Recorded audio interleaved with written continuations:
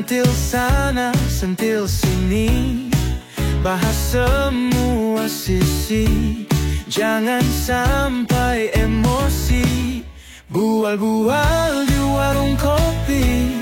Jangan lupa teguk kopi. Yang penting semua happy.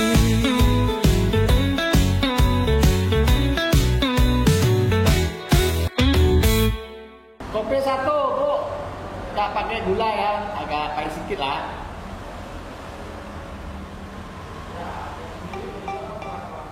Apa lagi nih?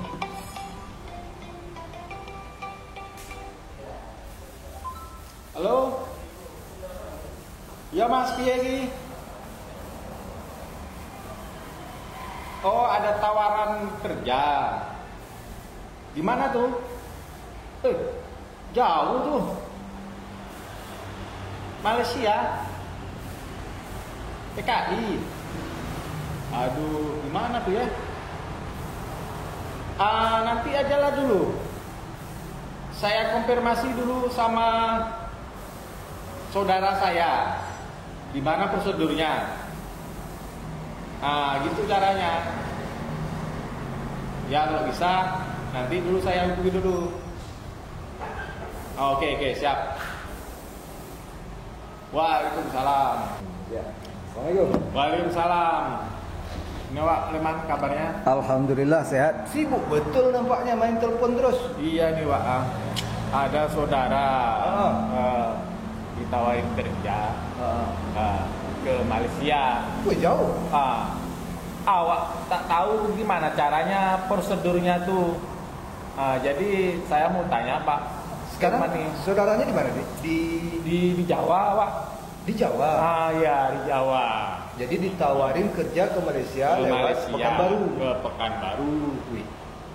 Jauh Itu tuh pakai Pak. paspor. Itu saya tak tahu karena kan mungkin orang Jawa belum pernah ke merantau. Jadi prosedurnya tuh macam mana? Tentu saya bertanya dulu. Iya. Mungkin mana tahu Pak Leman tahu prosedurnya gimana caranya. Iya, untuk kerja di luar negeri itu memang ada prosedurnya. Itu biasanya ada agen yang ngurus itu, ada agen itu yang nanti nguruskan semua. Ini saudara ini pakai duit tidak diminta? Kalau informasinya Pak, kalau misalnya resmi dia mau pakai duit. Tapi kalau tidak resmi ini, dia agak ini Pak, macam agak gimana tuh, nggak percaya. Assalamualaikum. Waalaikumsalam. Apa mual-mual sedap betul nih. Ini Mas Arno, Iya. Wak Leman. Tumben ada Mas Arno. Ini biasanya ngopinya yang di ujung. Pindah ke mari ngopi. Tadi Bang, tadi tuh saya sampai sini saya tengok ada motor dia. Mungkin kena hujan tadi di luar, langsung singgah aja mungkin. Kalau tak berharap. Karena musim hujan, mungkin dia dekatnya carinya ke rumah. Ya, jauh sana di musim hujan nanti basah. Ya masa saya mulai besar lagi. Oh, sama. Sari Kopi tak pakai gula, karena apa sudah makan? Kopi biasa. ya, susu ya. Jadi apa bual-bual kamu tuh udah nampaknya ceritanya seru juga tadi itu. Iya, gini, saudara Mas Sato ini. Tadi kan dia kata sibuk betul nelpon. Kalau Pak Oleman datang tadi, Oleman datang gitu, Pak. Malah gitu. Ternyata saudaranya dari kampung nelpon. Katanya saudara ini ditawari kerja di Malaysia. Malaysia. Iya, di Malaysia. Banyak cuan situ, Cuan, tapi kan berita memang lagi panas nih berita, nggak baca berita. Apa tuh? Ada yang calon TKI kena tembak itu karena menyeberang Mas. Kena tembak. Ditembak sama penjaga pantai lah namanya istilahnya itu ya. Polisi penjaga perairan itu perbatasan Malaysia. Ya. Saya baca. Ya kan? Korbannya tuh orang Riau masing. Katanya orang Riau. Katanya. Orang lupa. Lagi heboh nih, ini agak bahaya kalau pergi ke Malaysia Mas. Makanya tadi saya tanya, ini resmi atau nyelundup, smokel istilahnya kan? Iya. Kalau resmi biasanya ada PJTKI. Iya. Ya, betul. Jasa tenaga kerja, mereka ini yang nanti yang menguruskan dokumen sampai mencarikan majikan di sana. Iya. Tapi itu resmi. Terdaftar dia, Ada terdaftar paspornya, dia. ada permitnya kalau Ya. Indonesia itu ada izin tinggalnya di sana, ada izin bekerjanya. Itu kalau itu resmi. Iya. Yang Ini tidak resmi atau apa nih? inilah yang tak tahu dia. Ini dia tak Saudara tahu. kayaknya itu masih Jadi nanya kalau informasi. saya kan walaupun aktif, saya ini pengurus buruh loh. Oh. Jadi provinsi ya. Provinsi Riau. Provinsi NU, Iya. Syarikat Buruh Muslimin Indonesia Nahdlatul Ulama Provinsi Riau. Bukan main lagi. Bukan main, Emang main-main. Jadi memang Bener. dalam tahapnya untuk TKI itu harus kita persiapkan dulu diri pertama tuh dia data diri kayak KTP, paspor, dan surat registrasi administrasi. segala. Terus kepastian dari sana tuh kita harus ada gitu, makanya kita harus ke badan yang resmi atau kementerian resmi, ada kayak Pak Leman bilang tadi itu. PJTKI. Nggak bisa sembarang-sembarang berangkat Terus, tuh. sebelum berangkat itu kita beri pelatihan skill gitu. Jangan kita main hilang-hilang ke situ aja tiba-tiba ya. Minimal jadi waktu itu nanti bahaya. Harus ada pelatihan dulu. Pelatihan, Itu skill, dari pemerintah atau dari Pemerintah dan aja? pihak-pihak yang memang bertugas itu gitu. Jadi sekarang Birunya lah ya. Biro. untuk tenaga ini kan kalau dulu namanya TKI. Nah, kalau sekarang namanya Migran. Pekerja Migran Indonesia. PMI. PMI. Dan kementerian itu baru tua. Dan itu selama eranya Presiden Prabowo ini sudah membentuk kementerian khusus tentang itu. Dan baru-baru ini juga Kementerian PMI ini, Kementerian Pekerja Migran ini namanya Kementerian Perlindungan Pekerja Migran Indonesia. Iya. Itu sudah melatih lebih kurang 1 juta tenaga yang akan dikirim ke luar negeri. Oh, itu resmi. Itu resmi. Makanya tadi kalau yang dihubungi via telepon, biasanya itu kita mendaftar. Biasanya mendaftar. Yang perlu perbekalan pertama itu kan bahasa. Iya, betul. Sebab sampai hari ini yang menjadi tujuan dari pekerja Indonesia ini itu kan selain Malaysia, Brunei, Hong Kong, Taiwan, Arab Saudi, dan Arab Tengah. Saudi. Tengah ya. Dan ini masih tentu harus sesuai bahasanya dulu. Iya. Jangan nanti orang bilang yes, dia bilang orang ngerti.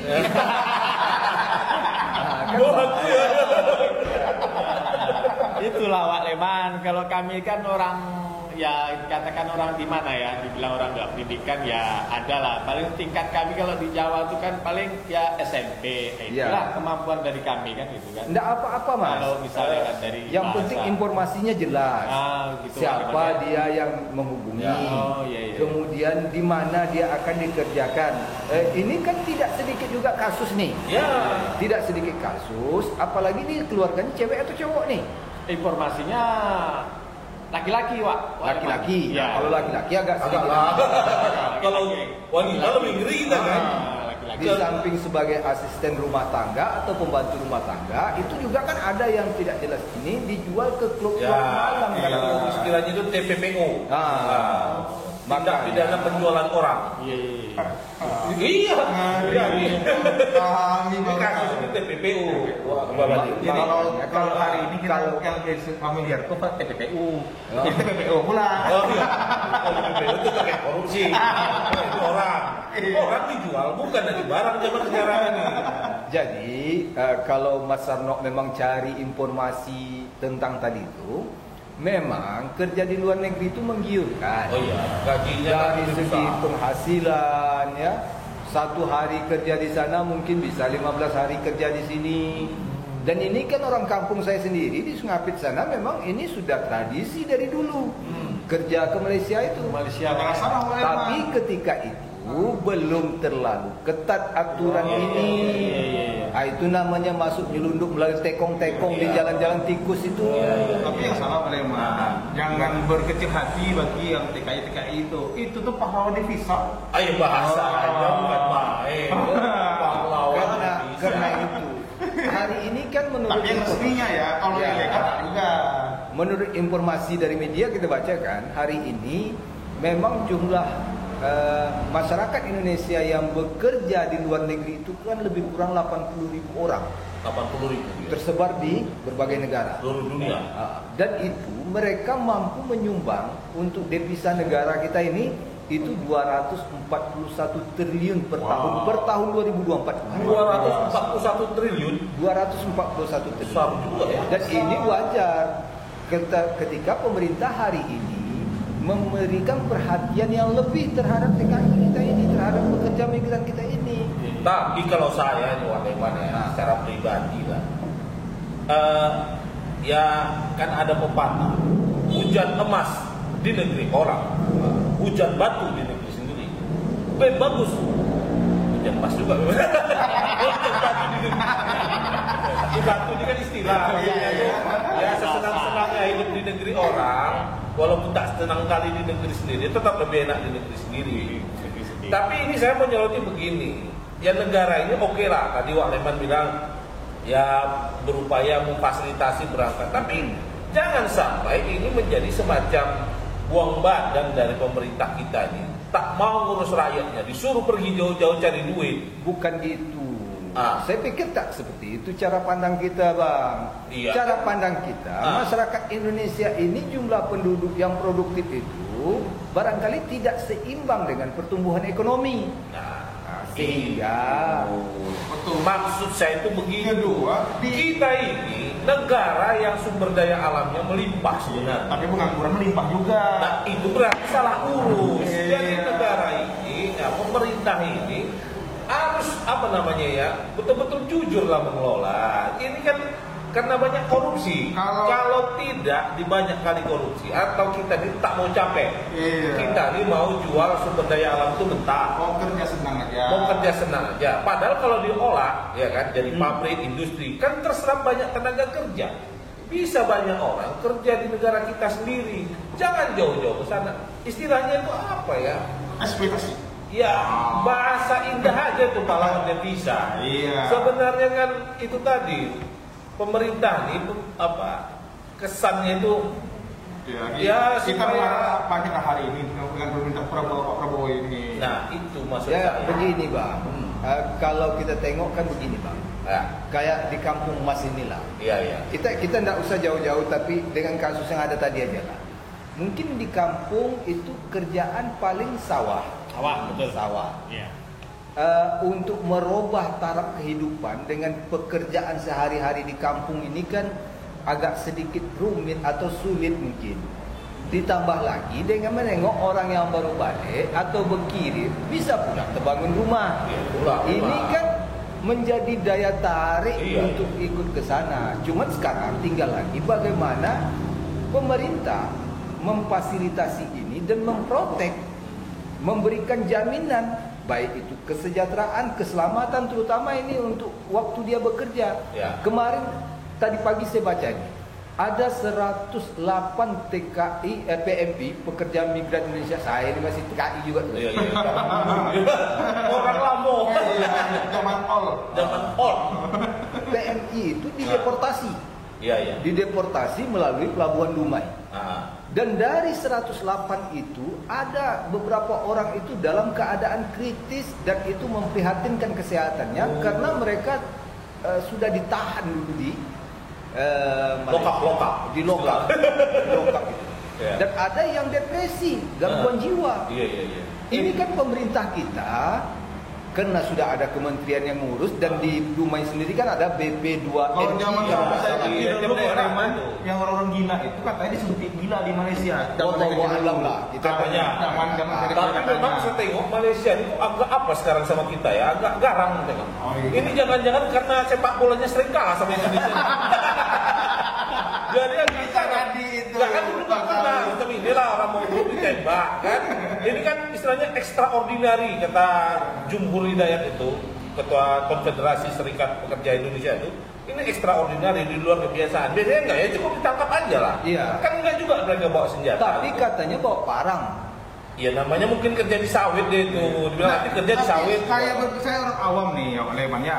Ketika saya berlayar gitu, datang patroli yang pakai gitu kan, terus pakai senjata, tak berani. Jangankan angkat barang, nengok muka saya takut dah. Mungkin itu. Tapi saya tak percaya itu mungkin skenario mereka. Ya, Tapi itu kan sekarang kan ada tuntutan dari BP2MI, Badan Pelindung Pekerja ini, itu kan minta supaya dilakukan investigasi. Iya, Polisi air. betul. Ini air. banyak desakan-desakan Dan- ini banyak. Terakhir Kita tadi malam juga. itu anggota DPD RI itu si Saya baca tuh Arif di Eka. totalnews.co.id Ya, Arif Eka Saputra itu kan karena itu orang Rio dia bersuara lah. Itu BP2MI tolong ini serius tuh ditangani. Ya. Yang meninggal dibawa balik jenazahnya, yang luka-luka gimana Terus perawatannya? kompensasinya jangan Kompensasi ya. Lalu harus dikasih Kompensasi ini agak berat ini soal. Ya memang satu sisi fakta betul. Ini Pemerintah Malaysia pelanggaran hukum betul. Cuma kan namanya negara serupun, negara tetangga, tak perlulah sampai begitu kejam lah main tembak-tembak gitu aja. Makanya saya bilang ini gara-gara mungkin agak panas orang Malaysia ini sepak bolanya udah kalah sama Indonesia. Jadi Itu, Mas. untuk saudara-saudara kita lah ya yang memang ada niat untuk bekerja di luar itu, pertama itu memang harus siapkan dulu administrasinya. betul. Nah, jadi melalui jalur resmi, jangan Melalui melalui resmi, ya. jalan-jalan tikus, Iya, iya. ya. Yang Melalui resmi, jalur-jalur resmi lah. Kemudian yang kedua, siapkan keterampilan dasar seperti bahasa tadi. Ada orang kampung saya sampai di Malaysia, nama kawan saya ini Rahmat. Rahmat sampai di Malaysia dipanggil sama polisi, Mat. Dia langsung bilang, kok dia kenal dengan saya? Padahal Mat itu panggilan biasa orang terhadap orang yang belum kenal kalau di Malaysia. Yang tadinya tidak dia yang dipanggil, dia yang datang. Tahu-tahu begitu dia, mana? Dokumennya. Jadi ini pentingnya. Misalnya aja lah, coba ambil tuh air di tandas. Tandas kalau kita tak tahu di Malaysia ternyata tandas itu WC. Anduk itu kata-kata anduk. Nanti jadi pembantu rumah tangga atau asisten rumah tangga disuruh ngambil tuala, diambilnya nanti kuali. Jadi kuasa sebut kuali. Itu saudara Mas itu ketika mau ke Malaysia atau ke daerah lain, pastikan dulu tempatnya bekerja. Terus bagaimana perlindungannya, bagaimana di sana tuh pelayanannya, dan bagaimana kita di Indonesia ini perlindungan seperti apa? Karena Pak Saud dalam tenaga kerja ini kan dia sudah diatur dalam kementerian menteri dalam Undang-Undang nomor 20 tahun, salah saya itu Undang-Undang nomor 18 tahun 2017 yang mengatur tentang itu.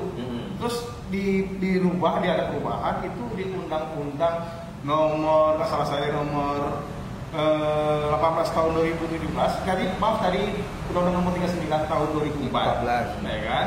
Terus dirubah lagi dengan Undang-Undang nomor 18 tahun 2017 itu perkuatan perlindungannya gitu. Ya, memang kita melihat pemerintah Prabowo ya kita beri apresiasi lah karena sudah mau membentuk kementerian khusus. Artinya kan ini nggak campur kan, kemarin kan di tenaga kerja dan apa tuh nyampur semua tenaga kerja, transmigrasi. Harusnya itu Pak Saud itu harus direvisi lagi undang-undangnya karena kan baru lagi. Iya. Tapi terlepas lah Pak Saud, saya apresiasi lah ya dengan pemerintah hari ini. Misalnya kejadian penembakan kemarin, itu kan cepat ada respon dari BP2MI, dari kementerian, dari pemerintah pusat, dari kementerian. Dan itu kan pemulangan 108 kemarin kan sebagai tindak cepat dari perwakilan Indonesia yang ada di daerah Johor. Itu langsung mendeportasi atau memulangkan pekerja kita ini. Tetapi yang jadi PR besar kita sebenarnya hari ini, balik lagi ke kata Pak Saud tadi, Indonesia ini kaya, sumber daya alam banyak, sumber daya manusianya berlimpah. Ini kan potensi yang tidak dimiliki oleh banyak negara. Nah, tetapi kenapa kita belum mampu mengelola ini untuk mensejahterakan kehidupan masyarakat, terutama untuk yang ingin memperoleh penghasilan ini. Nah, saya setuju dengan apa yang disampaikan oleh Gubernur terpilih kemarin, Pak Abdul Wahid, ketika kita bincang-bincang dengan dia bahwa salah satu upaya untuk menyerap tenaga kerja ini adalah dengan hilirisasi. Hilirisasi hasil-hasil yang ada di daerah kita. Kalau Riau misalnya sawit, harus ada hilirisasinya, harus ada produknya di sini. Banyak pabrik kan. Ini kan sebenarnya kalau jujur, betul tadi, hujan emas di negeri orang, hujan batu di negeri sendiri, mungkin lebih bagus di negeri sendiri. Karena berkumpul dengan keluarga. Ada musibah cepat dapat kabar. Ada yang berita gembira cepat ikut bersama-sama. Kalau jauh kan susah. Tetapi sekali lagi, ini kadang kondisi masyarakat kita yang tidak memungkinkan dia untuk berusaha di daerah kita. Makanya tugas pemerintah adalah menghadirkan lapangan kerja ini. Untuk di pemerintah daerah, ini kan sudah sering nih, ada namanya Job Expo, ada namanya kewajiban perusahaan swasta untuk menerima penduduk lokal, menyerap tenaga kerja. 50% katanya. Akamsi itu, Akamsi anak kampung sini. Saya dulu pernah. Ini cerita masa lalu. Tamat waktu masih jadi akamsi ya.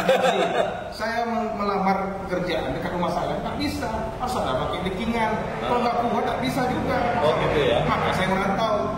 Jadi orang barangkali ini yang harus sedikit dikoreksi mungkin dengan rekrutmen, dengan cara menyerap tenaga kerja. Pertama, untuk mahasiswa yang baru lulus, ini kan tenaga kerja potensial ini. Tetapi tidak jarang persyaratannya berpengalaman. Iya itu. Itu apa juga di TikTok tuh saya lihat itu. Iya, gimana ceritanya? Orang baru lulus kuliah, secara akademik mereka mampu, secara skill mereka ada, tapi tentu mereka belum ada pengalaman. Nah ini kan harus diperhatikan ini. Iya, betul. Pengalaman ini untuk yang level berapa gitu. Mungkin untuk tingkat manajemen, tingkat menengah atau atas oke lah pengalaman. Tapi kalau untuk pekerja yang baru masuk ini, pengalaman ini kan berpengalaman 5 tahun. Jadi, sementara umurnya baru 20. Masalah itulah yang membuat kita pribadi dan kawan-kawan yang banyak itu dan adik-adik sekarang ini susah bekerja di pemerintah sendiri. Ya, itu. Jadi kalau kita lihat perbandingan ya, syarat bekerja di Indonesia dengan di luar negeri itu jauh sekali. Di Indonesia itu bisa sampai 10 item. Apa tadi ijazah, berpengalaman, berpenampilan menarik, siap bekerja di bawah tekanan, dan terakhir ada orang dalam gitu ya. Jadi kayak di Riau, oke lah yang kita tinggal di Pekanbaru. Mungkin kita banyak di sini yang perusahaan Wak Leman sama Mas Saud, Mas. Tetapi yang di pinggiran-pinggiran ini kayak di Rupan, di Tembilahan ini, itu di Kuala Erno, di Lahang, di Gau, bagaimana perusahaan oke lah di Gau ada perusahaan sambul atau apa, tapi kan cuma begitu aja. Makanya untuk ambil pintas mereka nyebrang sedikit sampai. Ya itulah tadi. Jadi memang di sana persoalan kita itu kan juga pemerataan pembangunan, ya kan. Jadi di daerah-daerah 3T itu ya kan, yang tertinggal, terluar, itu jarang sekali disentuh oleh lapangan pekerjaan, industri, sehingga memang dan mereka dari dulu sebenarnya juga punya keterikatan dengan hubungan di daerah-daerah tetangga tadi. Yang paling harus kita perhatikan lagi, kalau menurut saya hari ini adanya keseimbangan UMR yang ditetapkan oleh pemerintah dengan biaya hidup yang terbebani kepada masyarakat. Misalnya untuk Riau itu standar hidup kita berapa? Jangan sampai UMR-nya jauh di bawah itu, sehingga walaupun bekerja tak juga mencukupi. Gitu Bang. Jadi di samping tadi ada proteksi dari pemerintah juga harus berupaya untuk menciptakan lapangan kerja baru dengan bentuk-bentuk hilirisasi dari produk-produk alam. Kemudian juga menselaraskan, menyeimbangkan UMR dengan kebutuhan masyarakat. Ini kan semua usaha yang dilakukan. Dan alhamdulillah hari ini kan dalam penetapan UMR baik dari pemerintah pusat maupun pemerintah daerah itu kan ada melibatkan dari organisasi-organisasi pekerja, serikat-serikat pekerja, sehingga dihitung bersama, sehingga kesenjangannya itu tidak terlalu tidak terlalu tinggi. Tetapi sekali lagi, terlepas dari itu memang kesempatan kerja ini yang harus dibuka dan minimalkanlah persyaratan yang sepanjang tali beruk kata orang bilang. Jadi kita berharap banyak nih dengan kan Namni melantikkan Gubernur Riau terpilih. Berapa banyak dengan gebrakan-gebrakan oleh Pak Gubernur dan Wakil Gubernur.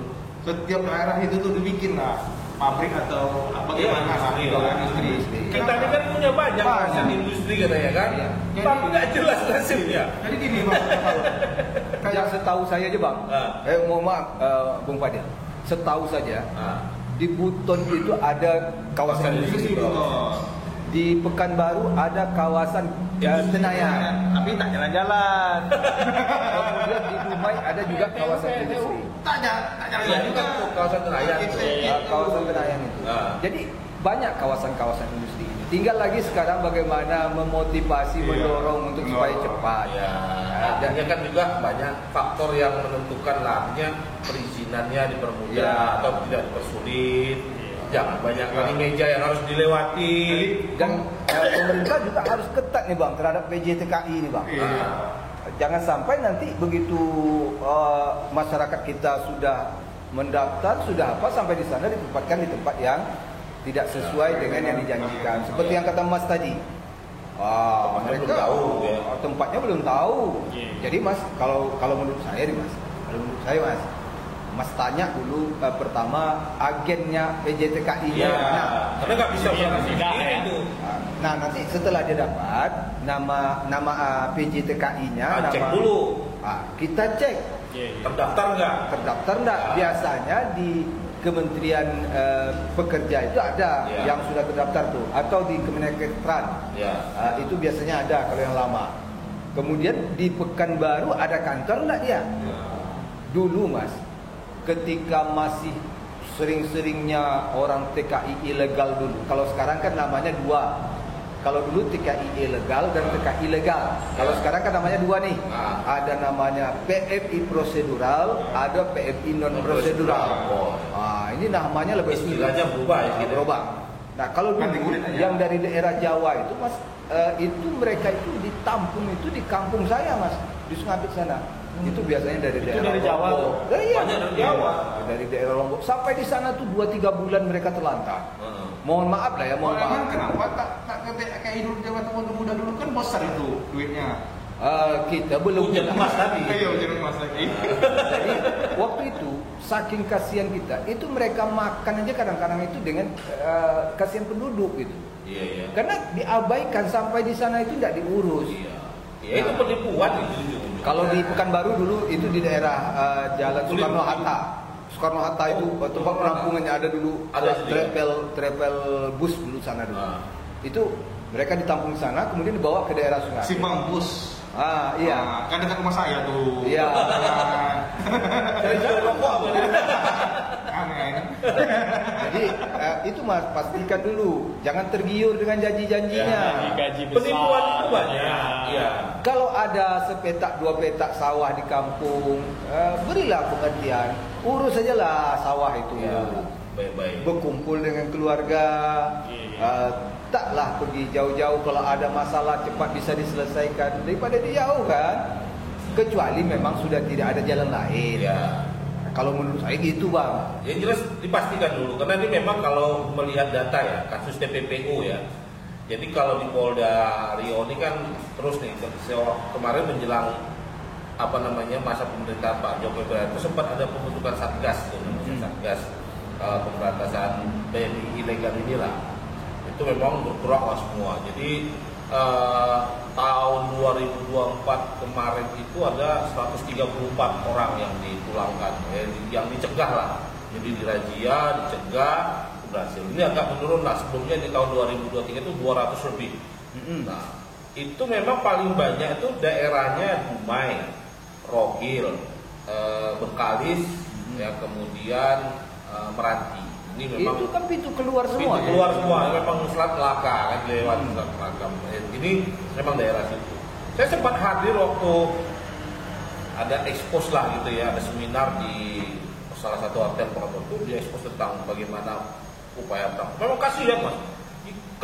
Kalau yang Waleman cerita masih di kota, itu ada yang barang masuk hutan mangrove tuh di rumah itu supaya nggak ketahuan. Itu jalan Sembunyi ke ya? sana sembunyi, tempat Sembunyi sembunyi. situ ya? Itu jalan kaki Bukan lewat sembunyi rawa. mas, tapi disembunyikan. Disembunyikan. Disembunyikan. Nah, itu saya lihat videonya tuh.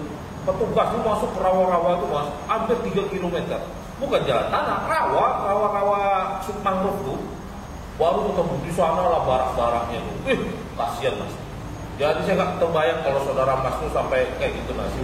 Nah, jadi ingatkan betul. Tadi udah jelaskan tuh sama Leman tahapan-tahapan dan prosedur-prosedur. Kopi mah awak lagi serius sih mah. Ya kering gitu. Kemana? Lagi semangat-semangatnya nih. Ini serius nih. kopi penutup namanya. Nggak kopi apa lagi? Dia ingin kita lama berbuat. Iya. Jadi kopinya panas, lambat pula datang. Punya saya mana? Itu dia. Ini tadi nih. Memang trik-trik orang dagang ini. Lama kita, biar lama kita duduk. Biar lama. Tambah gula. Oh. Dia luar biasa. Minum dulu mas. Minum mas. Hati-hati mas, panas. Melepuh kan. Bismillahirrahmanirrahim. Sedap kopi ini. Ini bukan kopi luar negeri, dalam negeri. Kopi buatan. Jadi balik lagi bang. Ke masalah tadi, yang penembakan tadi, kita berilah kepercayaan kepada pemerintah melalui BP2FI-nya. Kami yakin dan percaya, saya yakin dan percaya sebagai masyarakat BP2FI ini akan maksimal. Karena kita sebagai, sekali lagi, yang di dalam darah kita ini ada tertulis nasionalis Indonesianya, cinta Indonesianya, agak terbakar juga darah awak mendengar itu. Kalau Tetapi menggelung atau maju. tapi sekali lagi kan harus ada aturan yang kita ikuti. Apakah mereka ini berada di perairan internasional? Ini kan kita kan belum tahu di Bupati. Emosi boleh, tapi harus tetap dicerna dengan. Tapi tidak dibenarkan juga untuk menembak dan membunuh. Itu maksudnya extraordinary nama ini. Ya, Udah di luar kasus kelas ini kan kasuistik ini. Iya, Kasuistik. tapi kan saya ini sebagai masyarakat, itu tidak benar gitu. Tidak benar. Kalau pemerintah ya jawabannya standar kita pakai itu kan pemerintah. Tapi kita masyarakat. Nah, untuk menghadapi kalau G2G, ini ya, kalau negara dengan negara ini sudah menyelesaikan satu masalah, pasti melalui perundingan. Tak bisa dengan otot, tapi dengan otak, dengan pikiran. Jadi kalau kita bawakan emosi kita, tentu kita nak ngangkat senjata juga kan. Tapi ini kan terlalu ekstrim. itu. Makanya beri kesempatan kepada pemerintah. Boleh emosi, tapi emosi menunjukkan nasionalis kita, cinta persaudaraan kita, cinta persatuan kita terhadap saudara-saudara kita sesama sebangsa. Tetapi prosesnya kita juga cinta hukum Indonesia. Nah ini harus kita juga cinta hukum Indonesia nih. Secara hukum ini diselesaikan oleh kementerian dan juga BP2FI. Beri kesempatan mereka. Kami pikir hari ini mereka mungkin tak akan tidur-tidur dulu. Saya mau berserta besok Palembang. Pokoknya saya suruh timnas saya habisi timnasnya Malaysia. Kalau itu boleh. Itu boleh. Kita selesaikan di lapangan hijau. Boleh. Aduh. Jadi untuk Mas, saudaranya tadi tahan dulu, jangan terlalu terburu-buru ya Mas ya. Pastikan dulu, Mas. Pastikan bahwa itu betul-betul. Nanti kalau dia telepon lagi tanyakan. Saya duluan lah ya. Ya sama. Oh, betul juga. Iya. Ini satu mobil. Dia dulu saya tinggal. Oh, mesti mau buat dua. Biar pakai masalah mengurus PMI ini. Kita urus yang lain. Iya. Oke. Bukan mengurus PMI. Karena ikut peduli dengan masalah kawan itu aja. Saya peduli juga hari ini. Saya berharap juga saya marah. Tetapi kita selesaikan laporan hijau besok. Iya. Yalah, ya. Ini biar saya bayar. Oke. Oh. Makasih. Mas Anmo. Oke ya. Makasih Pak. Ya, Mas. Terima kasih Pak. Assalamualaikum. Waalaikumsalam.